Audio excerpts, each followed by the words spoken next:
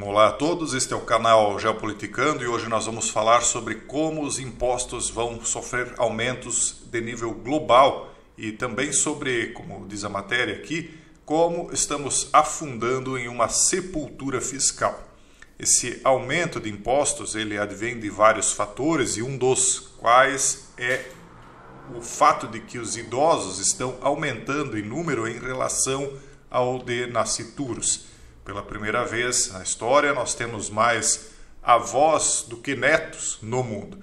A estimativa para 2050, isso é uma estimativa, não se sabe nem se o mundo chega até lá, né? É de que em 2050 os idosos serão 30% da população mundial. Agora você imagine, se hoje está difícil, como é que vai ser lá na frente? Tudo isso vai ser colhido pela população que optou pelo caminho mais fácil. Nós estamos com uma grande dívida interna e externa em vários países. Tem países que devem mais de 100% do PIB. O que é o PIB? É o Produto Interno Bruto. E o que significa isso? Produto Interno Bruto é tudo aquilo que o país produziu em riqueza, seja em serviços, em bens da agricultura, da indústria, não importa. Tudo que o Brasil, ou o país, né, no caso, produziu em riqueza durante um ano inteiro. Agora você imagine países que devem mais de 100% do PIB. Quer dizer, imagine você trabalhando um ano inteiro sem tirar um centavo, nem mesmo para comprar um copo de água, um cafezinho, nada, absolutamente nada com o trabalho de um ano só para pagar as dívidas, sem falar que o juro vai aumentando essa dívida mês a mês. Isso tudo advém do quê? Advém dessa geração, né, que na verdade não é de agora, mas essa geração consegue ser ainda pior do que a anterior, que já foi inconsequente, que ainda era pior do que a anterior, que era também inconsequente, mas nós estamos cada vez mais inconsequentes, porque nós temos uma geração de pessoas que quer muitos direitos e quer poucas obrigações. A partir do momento em que as pessoas querem muitos direitos, há dois caminhos. Ou o governo aumenta impostos, porque para que alguém tenha um direito, alguém terá de ter uma obrigação. Não é possível que alguém ganhe R$600 por mês e mais 150 por filho, como prometeram, né, como ambos os lados aí do espectro prometeram, só no Brasil, isso se repete no mundo inteiro em outras medidas, né? Não é possível que alguém tenha esses direitos sem que alguém tenha de pagar essa conta. Então, ou você aumenta os impostos, e como é que pode se aumentar impostos nesse caso? São vários os meios. Você pode recriar um imposto sindical, ou um imposto em cima de movimentações financeiras, em cima de, que já foi o antigo CPMF. Você pode, eventualmente, se quiser, criar um imposto em cima do PIX, né? Um percentual de cada transação pode acabar acarretando num recolhimento para o governo.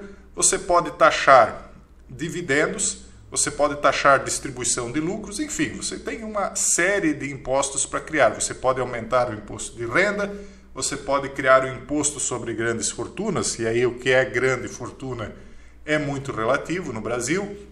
Você pode criar um imposto em cima de herança e assim por diante. Ou seja, você transfere para os outros, né, a responsabilidade de pagar aquele privilégio que você quer ter e que você, muitas vezes, precisa por conta de erros que você mesmo cometeu na sua vida. E aí, essa inconsequência que você tenta remediar agora, colocando a responsabilidade nos ombros dos outros, vai se tornar num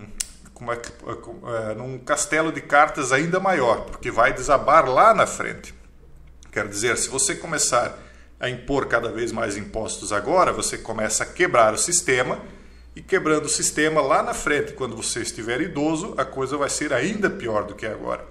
Muitas pessoas não querem responsabilidades, né? Não querem a responsabilidade de assumir os próprios encargos da vida, não querem ter filhos, não têm filhos porque criar filhos é muito difícil, porque custa caro dar uma educação, eles dizem, né?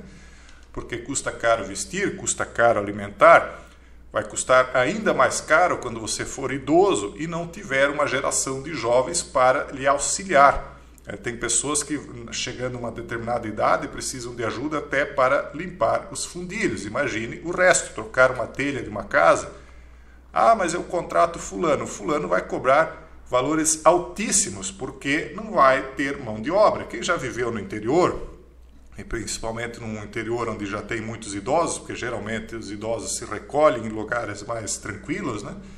Sabe que nesses lugares há pouca mão de obra jovem e ela custa caro, justamente porque ela é escassa. Enfim, outra maneira de se fazer isso, de manter privilégios ou dar direitos para os outros, é tirar da dívida pública, que no final das contas vai dar no mesmo. Você aumenta a dívida pública. Para aumentar a dívida pública de um Estado que já se suspeita, isso eu estou falando a nível mundial, já se suspeita que certos estados não vão dar conta de pagar essa dívida, aí para que você compre o título, você exige que o juro seja alto, senão você não vai emprestar, porque você sabe que o risco de não receber está crescendo, porque a dívida está crescendo, a população está envelhecendo, as políticas fiscais estão ruins, já se fala em descontrole de contas. Então se é para eu emprestar, eu quero um juro alto, senão não empresto. E aí a dívida vai aumentando cada vez mais e lá na frente alguém vai ter de pagar isso. E pagar enquanto se é jovem é ruim, mas pagar quando você é idoso é muito pior.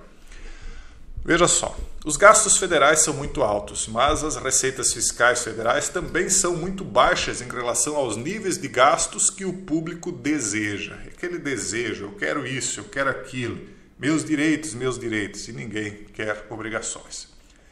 Quando os déficits federais são altos, as taxas de juros também sobem para atrair capital, tanto doméstico quanto estrangeiro.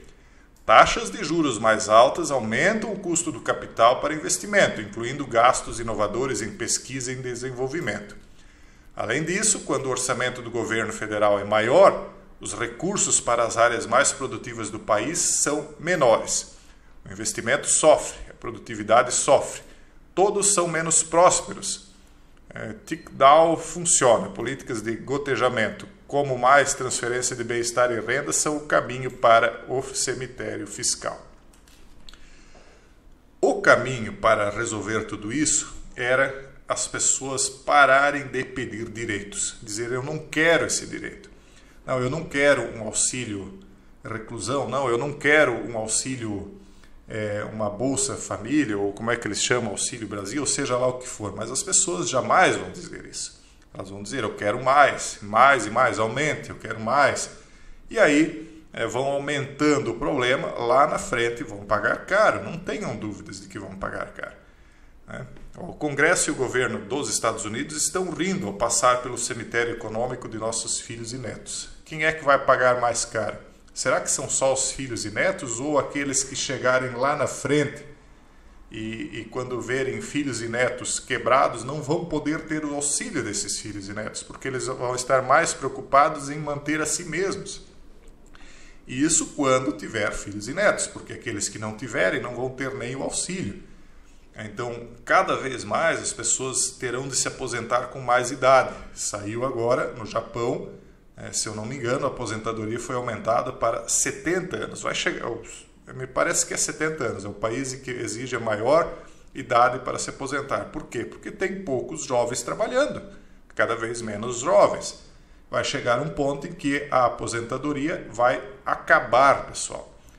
Entenda que esse negócio de sistema de previdência social foi criado há 100 e poucos anos. Isso não existe durante toda a história da humanidade. Foi uma invenção criada pelo welfare state, essa história aí do Estado prover um bem-estar social. Só que isso é uma invenção dos nossos antepassados recentes, que nós já estamos vendo que não deu certo, o Estado não consegue suprir as necessidades do indivíduo, as famílias foram dissolvidas, destruídas, não existe mais aquilo dos avós que cuidavam dos netos para que os filhos trabalhassem na agricultura, ou seja lá onde for, mas que moravam todos juntos, né, que era uma família de fato.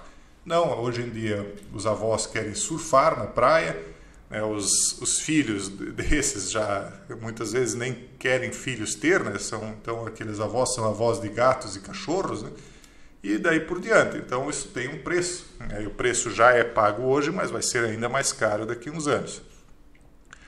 O respeitado Comitê para um Orçamento Responsável acaba de divulgar uma previsão atualizada de longo prazo dos déficits orçamentários federais. O CFRB explicou que o quadro do déficit parece substancialmente pior do que apenas 6 meses atrás.